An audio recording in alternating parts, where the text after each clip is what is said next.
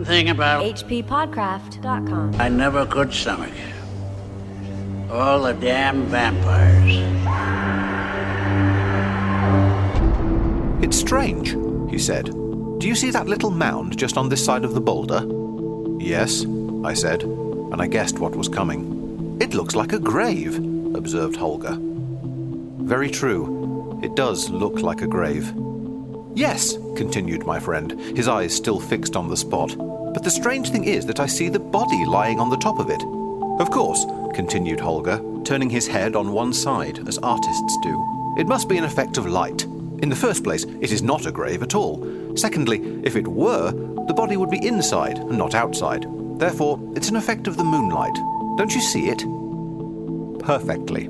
I always see it on moonlit nights. It doesn't seem to interest you much, said Holger.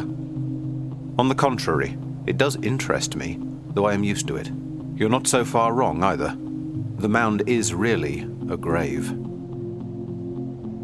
Ooh. I'm chilled. That was from the beginning of F. Marion Crawford's For the Blood is the Life, a story H.P. Lovecraft mentions in his essay, Supernatural Horror and Literature. So we are talking about it here today on the H.P. Lovecraft Literary Podcast. We are at hppodcraft.com, and you are tuned into the free show. Every month we do one free show, and if you wish to subscribe, you can get 3 additional shows every month. That's right. Who was the reader that we just heard there? The delightful, the enchanting Greg Johnson. Glad to hear from him once again. You know, I've watched that short that you and Greg did like a million times. It's so funny. It's pretty good. I'm pretty happy with it. I love it so much. Not only is it me and Greg that put that thing together, we've got Andrew Lehman. That's right. He's the voice of Harley Warren in the very beginning of it. The music is by Reber Clark. Some Lovecraftian luminaries in the cinematic world have participated in that cute little short of ours. The Ordeal of Randolph Carter. We will, of course, link out to it in the show notes. The title of this story, For the Blood is the Life, I feel like I've heard that before. Maybe you have. I don't know. Are you a biblical scholar of some kind? I wouldn't say a scholar. I'm somewhat familiar. It's from Deuteronomy 12:23. Only be sure that thou eat not the blood, for the blood is the life, and thou mayest not eat the life with the flesh. God really had a lot of rules about eating. Yeah. Here you go. These are things that you can't eat. I'm just going to give you, okay, catfish, lobsters, crabs. Oh, boo. Stop at catfish and lobsters. Stop. Shrimp, crabs? rabbits, so good. pigs, eagles, vultures, buzzards, falcons, ravens, ostriches, owls, seagulls, hawks, jackdaws, which are like crows, storks, and herons.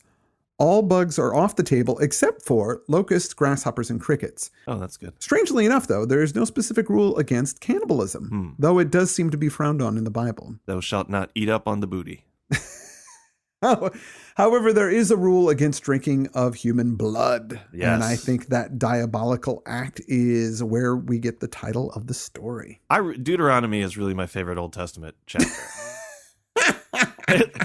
It's got all the craziest rules in it. I love that one. It says straight up in that chapter, kill anybody with a different religion, which is one of my favorite rules. There's also there's a verse that says, if 2 men are fighting with each other and the wife of one tries to interfere by grabbing the opponent by the balls, she will have her hand cut off. This was a big enough issue in biblical times that it needed to be addressed in this chapter.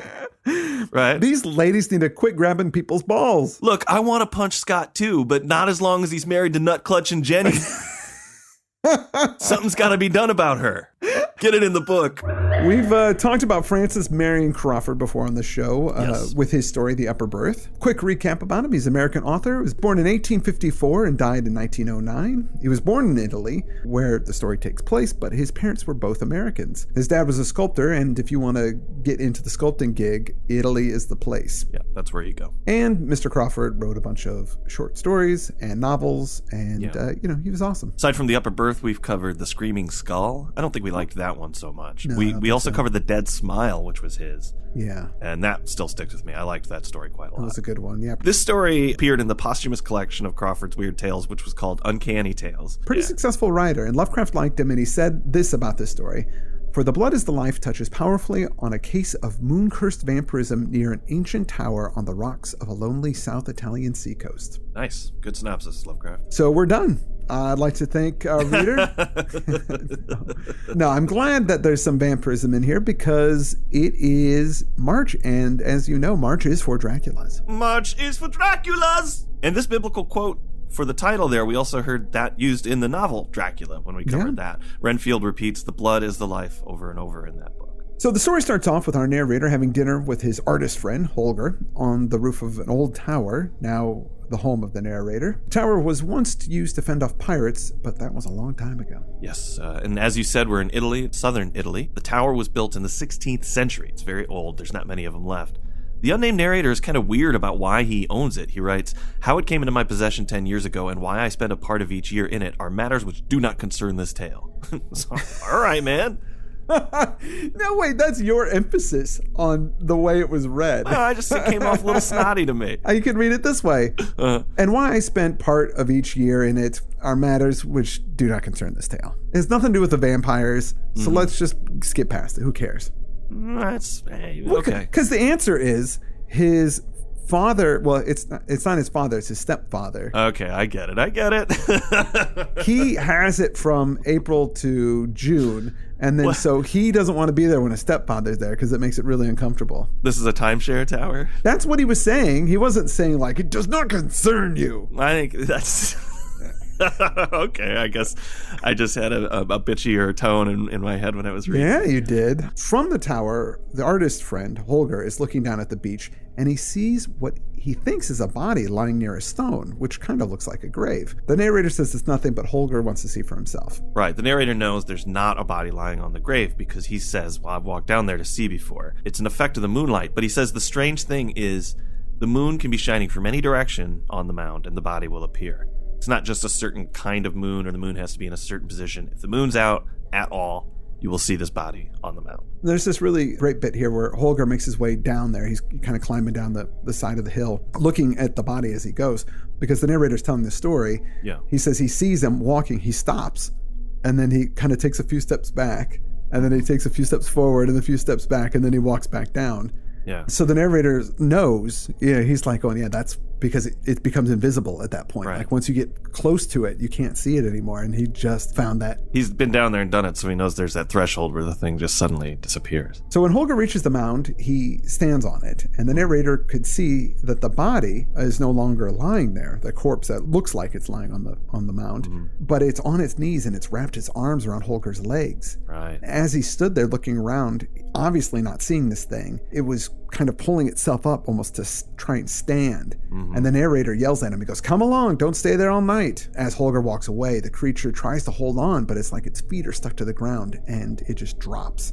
And Holger, as he gets out of the creature's grasp, you can see him kind of shudder, but then he continues walking. Yeah, it's really a creepy scene. The thing lengthens like a wreath of mist trying to keep its hold on Holger as he walks away. And when he gives the shiver, I think that's when the thing breaks. And there's this little wail of pain that's carried up on the breeze. Oh, right, yeah. And the narrator, yes, he's felt that shiver before when he's gone down to see the thing. But what's so creepy about it is the same thing was clutching him as he walked up, but he didn't know it until he's seen it happen to somebody else. Yeah. So, When Holger comes back, he says he felt like he wanted to look back after he had left, like something was behind him, but he resisted the urge. And then Holger says, you might make a story about that. And the narrator says, fool, there already is a story about that. And if you aren't too much of a sleepy baby, then I'll tell you the story.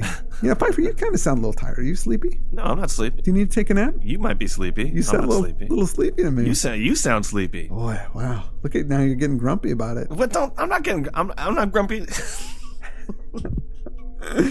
So Holger finally says he's not sleepy, and then he goes into the story. There's this guy, Dario, who the narrator says Holger will remember. So this isn't a very old story, but this guy, he was a dirty merchant. He swindled people in South America. Then he moved back to Italy when he got caught. He was selling sham jewelry. And I know that probably means he was passing off fake precious stones, but I'd like to think that he was selling friendship bracelets. And then he had to make a run for it when people found out he just wasn't actually a very good friend. Like, never returned anybody's books. He couldn't keep a secret. He was never around when somebody needed help moving. Yeah. Like, hey, these friendship bracelets are bull roar. And then he's like, I'm out of here. Dario has managed to make a lot of money before he came back. He is a man of influence in this small village. Yeah. And he has this son, Angelo, who is also very good looking, but not very smart. All the well-off girls in town wanted to marry him. And he was engaged to this one girl whose father was the richest man in the whole village. Dario had a couple of shady guys he brought back with him. Well, there aren't any masons in the town, and he wants to expand his house, so he picked these guys up to do some work for him. That's what he's telling people. Yeah. Their descriptions are a Neapolitan who had lost one eye and a Sicilian with an old scar half an inch deep across his left cheek. Right, so they're disfigured, so naturally they're shifty and somewhat morally corrupt. Of course, yeah. Of course. But you know what I do have to say? Yesterday I was reading an article about the Hero Child Rescue Corps, which is this really cool program in the States where they'll take injured veterans and they give them training to hunt pedophiles who are actively abusing children. Okay. So it's just a chance for these guys to keep fighting the bad guys when they've returned from the wars. But the focus of the article was on this one guy, Sergeant Tom Block, really cool dude, who was injured by a suicide bomber in Afghanistan. He lost an eye. See, you can be missing an eye and be a hero. Oh. You don't have to be a shifty workman. Okay. But this is the thing that I found a little weird, though. This is why I'm bringing it up. He replaced the missing eye with a prosthetic that has Captain America's shield on it. Whoa. So his right eye is just the shield. And he's like, hey, Captain America doesn't like bullies, and I don't like bullies either, which is, okay, awesome. Sure. But the thing is, at the end of the article, it says he hopes one day, when they're rescuing a frightened child, he can point to the shield and it'll comfort the child. And I'm like, looking at a picture of the guy, and I was like, no way. No, this does not look comforting, dude. You look like a cyborg from the future.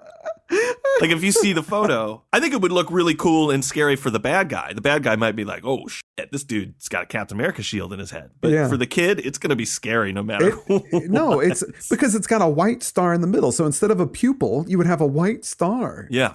In your red and blue eye. Yeah, it's not comforting, man. No, that is really freaky. And that was a heck of a tangent, Fiverr. Good job. Yes, I'm sorry. What was on my mind because I read the article yesterday and I thought it was a cool program. But anyway, so Dario's got these two disfigured henchmen. Actually, he introduced him as a Dario, and then he starts switching him to calling him Ilario for the rest of the story. And I thought, is that a typo? But I looked the story up in a couple different places and all of them had this. So it's a weird switch. Anyway, there's also this girl. Her name's Christina, and she's very attractive, but she is a gypsy. She's got dark hair and she's poor. That's all they really know. They don't really say it. They just call her a gypsy. I don't know if she's actually a gypsy or not. Yeah. She really liked Angelo a bunch, and she was, I guess, in love with him. Yeah. But Angelo was actually really into his fiance, and he didn't give her the time of day. Christina is around town, and she does odd jobs around for people. So she's not like, if people like her enough, they don't treat her poorly. She does errands and wherever she can find work. Whatever she can do. I don't know why Angelo wasn't into her, because in the description it says Christina was built like a greyhound. To me, I don't know about you, but nothing says sexy like a greyhound. Those dogs are banging, dude.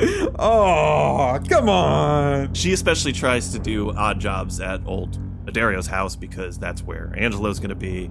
And Angelo, he's kind of built like a hot Rottweiler. Ilario, now I guess, gets really sick and he's dying. They send Christina out to the neighboring town to get a doctor. Yeah, because this town, not only do they not have masons, they don't have a doctor, they don't have any police. The Taco Bell is also a Pizza Hut. She doesn't get back in time. He dies. There's a cool bit in the story here I liked where he talks about how everyone's in there around him as he lies dying in bed. And then once he passes, everybody just gets out of the room. Yeah. Like there's this fear of death. But the two creepy guys sneak back in and they drag this big box out from under Dario's bed, and then they sneak out. Of course, because there's no bank in town, so he's got to keep his treasure in a big box under the bed. Well, yeah, I wonder if... Two, there's something about miserly guys that don't trust banks. Mm-hmm. And they keep all their stuff buried. Right. Maybe there's a bank and he just doesn't trust them because he's a miserly, thiefy kind of guy. Yeah. They get the box out of the house without anyone catching them. Then they get it down to that spot on the beach, the creepy spot. Right, where they bury it. Now, the doctor that Christina went to summon, he's gone on business elsewhere. So he's not in that other town. No luck. She comes back. It's too bad because if she'd been with the doctor, she would have taken the long road. But since he's not with her, she takes a shortcut and she comes right across these guys as they're burying the treasure. They see her. She sees them. They know they're in trouble. So bonk, they clock her on the head, kill her right there. And they bury her with the treasure. Poor girl. Then they make their way back to Ilario's house and nobody's the wiser that they had run out and done that. However, Ilario's got one woman servant who did know that there was the box under the bed. She's the only one that actually knew about it. And she's discovered that it's missing. It says she came back with 2 hideous old hags who were always called in for burial prep. I was kind of curious about those characters.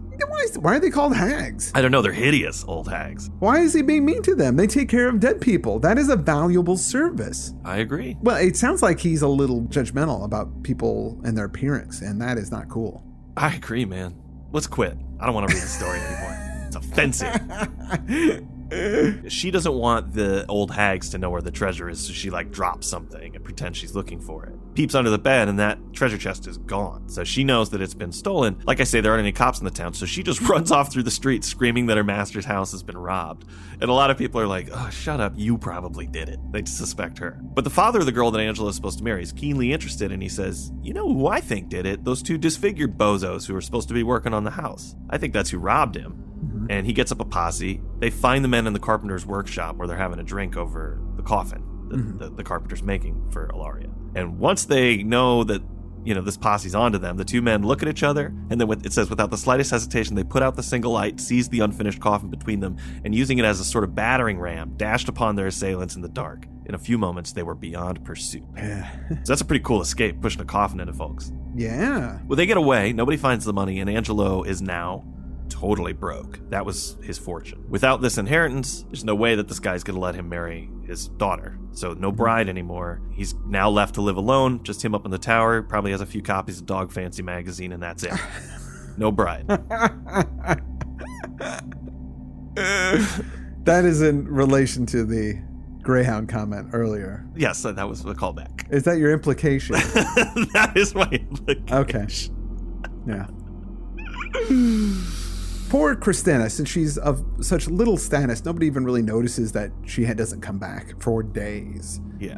But when they do miss her, they're all like, oh, she probably ran off with the thieves. She would be a thieving gypsy, just as we expected. So that's the end of the first part of the story. Now the narrator tells the second part. Nobody really misses old Ilario, partially because he was always in South America selling friendship bracelets, so they didn't really get to know him too well. Yeah. But Angelo is a broke sucker, and he's actually, this tower that he lives in is going to be seized at some point. Yeah. Because he can't afford, property taxes or whatever. It's pretty sad. When Ilario was alive and he had his treasure, all the dads had invited Angelo over to meet their daughters, but now he's laughed at because he's lost his inheritance. Yeah. Those villagers are serving Angelo some cold lunch, man. They're laughing at him. I know. His misfortune. And he was a reasonably nice guy, as the story goes. I mean, he was not very bright, but he was still nice. And I don't think he deserved that. It says instead of hanging out with the other guys his age in front of the church after work, he goes out wandering in lonely places. But like that idea of all the young guys hanging out in front of the church, like smoking, do some graffiti, wolf whistling chicks. Yeah. Another side story I want to know about. But something strange happens when Angelo's out wandering. But in those lonely twilight hours, he began to have strange waking dreams. He was not always alone, for often when he sat on the stump of a tree where the narrow path turns down the gorge, he was sure that a woman came up noiselessly over the rough stones as if her feet were bare, and she stood under a clump of chestnut trees only 6 yards down the path and beckoned to him without speaking. Though she was in the shadow, he knew that her lips were red, and that when they parted a little and smiled at him, she showed 2 small, sharp teeth. He knew this at first, rather than saw it, and he knew that it was Christina, and that she was dead. Yet he was not afraid. He only wondered whether it was a dream, for he thought that if he had been awake, he should have been frightened. Besides, the dead woman had red lips, and that could only happen in a dream. Whenever he went near the gorge after sunset, she was already there, waiting for him, or else she very soon appeared, and he began to be sure of her blood-red mouth. But now each feature grew distinct, and the pale face looked at him with deep and hungry eyes. Little by little, he came to know that someday the dream would not end when he turned away to go home, but would lead him down the gorge out of which the vision rose. She was nearer now when she beckoned to him. Her cheeks were not livid like those of the dead, but pale with starvation, with the furious and unappeased physical hunger of her eyes that devoured him. They feasted on his soul and cast a spell over him, and at last they were close to his own and held him. He could not tell whether her breath was hot as fire or cold as ice. He could not tell whether her red lips burned his or froze them. or whether her 5 fingers on his wrists seared scorching scars or bit his flesh like frost. He could not tell whether he was awake or asleep, whether she was alive or dead. But he knew that she loved him, she alone of all creatures, earthly or unearthly, and her spell had power over him. So it's Christina, right? Yeah. So after that first encounter, he wakes up alone. He's all weak. Yeah. Fear seizes him because he knows that he's been getting drunk on, I think. He springs to his feet, flees the gorge. He doesn't even look back until he reaches the door of his house. And he goes to work, and that night he's like, I'm going to go home. I'm going to sleep in my bed like a Christian man. But as he's headed home, he stands at this fork in the road. One leads down to the village, one leads down to the gorge. He's standing there trying to pray to himself, but then he says her name, Christina, and he's in a trance again. He can't avoid it. She appears beside him, and they glide down to the mound. He feels her kisses on his throat, and he knows that her lips are red. I mean, she's drinking his blood as he walks. And again, he wakes up at dawn, alone, laying on top of that thing, all thirsty and horrified, but there's nothing he can do about this. Bad girls have an allure like that, you know, where it's like, it's no good for me. You know, I'm done. I'm breaking up with her. It's over. Yeah. And then next night, he's right back there again. Yeah, I'm not calling her tonight. I did kind of like that aspect of it, that every morning you wake up, I'm not doing that again. I am not doing it. And then at night, what am I doing? Yeah, well, so he's stuck. And this keeps happening to him over and over again. Meanwhile, this guy, Antonio, another name. I know. Who takes care of the tower now for the narrator, he returns to the town. He's missed everything. He's missed the dad dying, this guy getting all the money stolen. He's missed the whole thing. So he gets caught up in what's going on. And he's the guy that actually told the narrator this story directly. So It's not a friend of a friend thing. The narrator's going, I know the guy that dealt with this thing, and I'm going to tell you how he did. Right. So Antonio, he is back. He goes to sleep in the tower. He wakes up, looks down, and he sees the thing on the mound drinking Angelo's blood. And it freaks him out. Right. Of course it freaks him out. Of course it would. So during the day, there is nothing there. You know, he doesn't see anything strange. So he just decides it's time to go talk to the priest. Mm-hmm. And he says, I have seen an evil thing this night. I have seen how the dead drink the blood of the living, and the blood is the life. The priest is like, check it out. I've read all the books. I know how to handle this. Yes, this is the Van Helsing Peter Vincent character. I can only assume he's played by Roddy McDowall in this story. Oh, Charlie. And they're getting geared up to fight vampires at this point, which is one of my favorite things. Yes. Did you ever put together your own vampire kit? I had a wooden stake. Yeah, I had a wooden stake. That I whittled myself. Mm-hmm.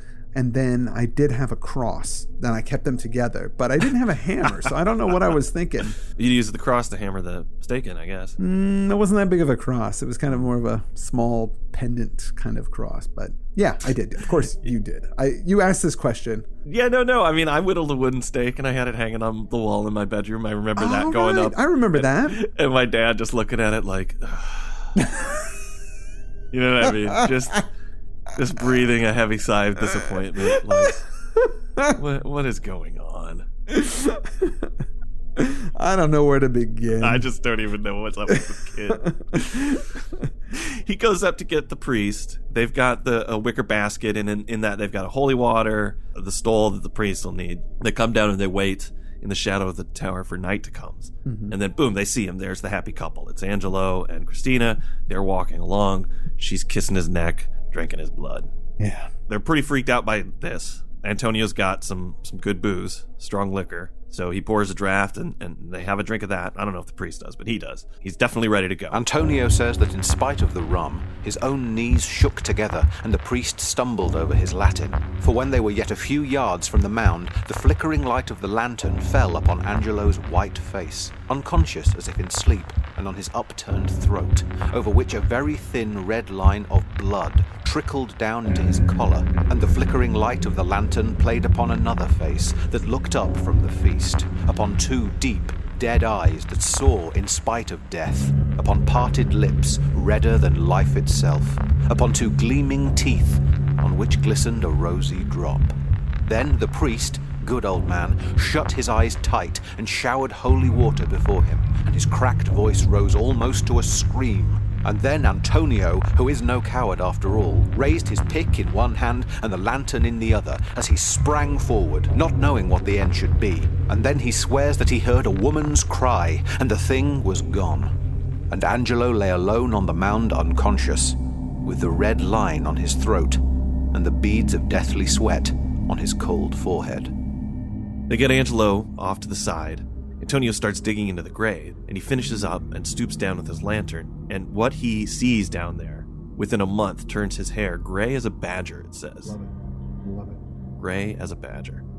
I love it when people's hair turn white when they see something scary. And he loves comparing him to a badger, too. He uses that phrase a couple of times. He's gray as a badger. Why a badger?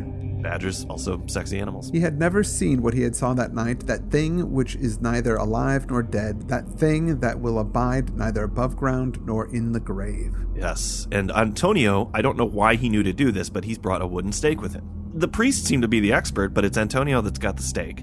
The priest sees him go down into the grave with it. He hears him breathing heavily, and he hears these noises like he's struggling with something as powerful as him. And then there's this awful woman's shriek. Antonio throws the chest up and over with the treasure in it. He gets out all covered with blood, and he fills the grave in. And that's the end of the narrator's story. So, Angelo got his own again, he said.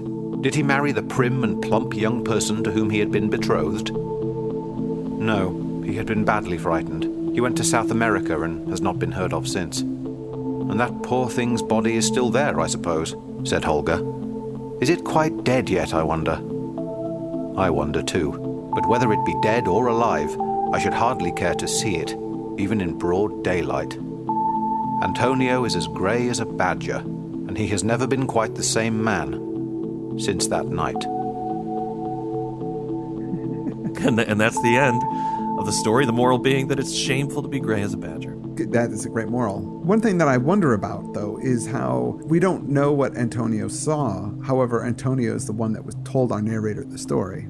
Yes. That's a little weird. That is a little weird. It shifted to the priest's perspective in that moment. Is that the narrator taking artistic license in his storytelling, or is that just kind of sloppy storytelling? No, I think it is, because the narrator at one point said, because earlier he recounts what the two men did. They stole the treasure and they went and they buried it, and he actually says, nobody saw them do this.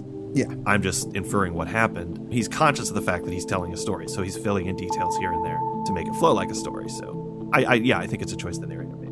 But what's the point of this story overall, do you think? I mean, is it a metaphor for anything? Is it about something? Or is it just a simple vampire folktale? Because, Dracula would have already been out by this point. It seems like a simple tale. The one thing that I connect to in the story seems to be the idea that there are some people that are bad for you, and yet you still go back to them. Yeah. Because they give you something. Like, he was kind of in a bad place. He was a lonely guy, and he just needed something from somebody, even though they were taking advantage of him ultimately. So it could be maybe about that. But that's a whole lot of weird tale crime thriller to get to that portion of the story. Yeah, well, what's interesting to me about this is, you think about Dracula and Lucy, similar kind of thing where she's leaving the grave at night. Of course, she's stealing babies and things like that, isn't she? The men were attracted to Lucy. You could see why they could have fallen under her spell as a vampire. But what's interesting here is that Christina, she's a cast off of the whole town, and Angelo in particular was not interested in her. He was happy with the wife he was going to get. In the end, she wins. She takes from him. Yeah. She doesn't win because she gets killed, but... Well, she doesn't really get killed. That's because there's something still down there on that grave. It's like the ghost of a vampire. This vampire is definitely one of those kind of more spectral vampires. It's right. Sort of physical, but not really physical. It seeps into the ground, and it kind of hovers around him and drinks on him while he walks. And to me, it seemed more ethereal and less physical, which a lot of vampires are like that. Like, during the night, they would come out of the ground. They would just like a mist. And I mean, Dracula could turn into mist and stuff as well. And I think maybe she was stopped for a while, but obviously something's still there. It could be the ghost of the vampire, which would be, I guess, cool. Of course it's cool. The ghost of any monster is cool. But it just is like a watered down version of the monster. Yeah, I guess so. Because it can't do what it could, all the cool stuff it could do before, because it's a ghost now. It gives you little hugs. Yeah, I don't know yeah, you're right. I don't know. Well, we don't know what it could do. And that's kind of a cool, weird element to it, where it seems like it's a vampire story, but there's some other strange things that go on that aren't ever really explained. Well, I feel like that there is definitely a feminist reading of the story that I'm having a hard time articulating or wrapping my head around. So maybe a listener can articulate it. Yeah, some outside help may be necessary. And an economic reading of it too, because it's interesting. When the boy is wealthy, everybody wants him. When he loses money, nobody wants him. But then the woman who he cast off is there for him. She takes everything that he has. Yeah, and that might possibly be the case. And if any of our listeners happen to get it better than we do, we would love to hear your feedback on Facebook or on Twitter. But on the whole, you liked the story. I did enjoy the story. It's a quick read. It's pretty neat. I like the crime element of it. It is just the beginning of Marches for Draculas. That's right. What are we getting into next week? Next week, we're going to tackle a story that we've been threatening to cover for quite some time. Sheridan Le Fanu's Carmilla or Carmilla? We'll decide. I don't know. So Carmilla or Camilla? Yeah, we've got to do the research and find out because, a lot of times I think it's Spanish and Italian, double L is E. Or maybe you're supposed to say both of the L's. It's Carmilla. Carmilla. I think that's what it is. Anyway, so that's what we're going to be covering. It's a longer story, so we're going to take some time on it. And I want to thank our reader, Greg Johnson. He is a talented reader, but also a talented performer. And you can check him out at YouTube, Greg Johnson. That's Greig Johnson.